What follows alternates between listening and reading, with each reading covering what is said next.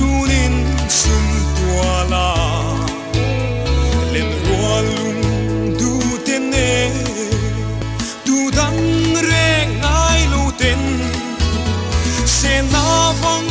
kan nui sa mangai par tlan sa in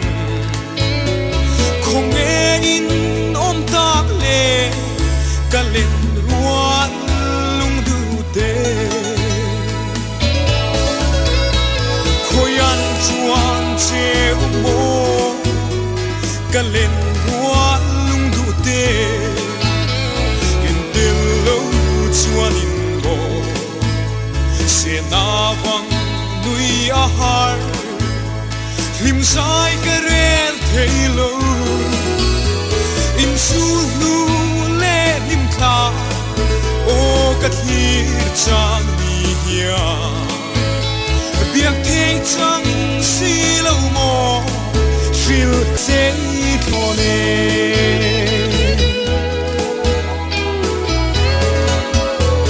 om har chang in vang kwa lai tuan ka phang vela ka dong si lo mana sui lung ka rual pui te thei chang se mo nim ten kan nui lai ni song te ko kir kan nuam nun hui samual niam to nu kha chuan che mo kalen ruan lung du te in tel lo chuan in mo se na vang nui a har lim sai ka rel thei lo in su nu le lim kha o ka thi chang ni hia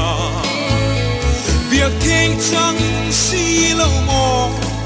fil ka hai thone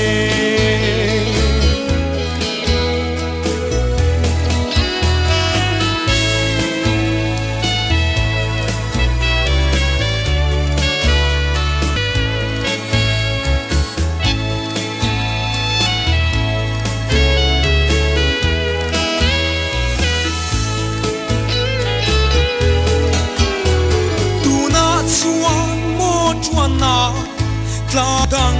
so ta si chule suwa changin kop lai trang kan be la hai parang chuai cho lang kan wai so ta nun hui ngai kan trape lim lai par chuai ta khoyan chuan che mo kalen ruan lung du te in tel lo chuan in mo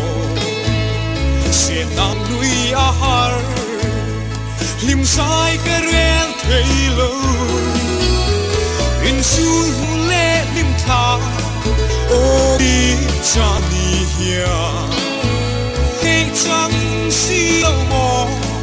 fil ka hai sei thone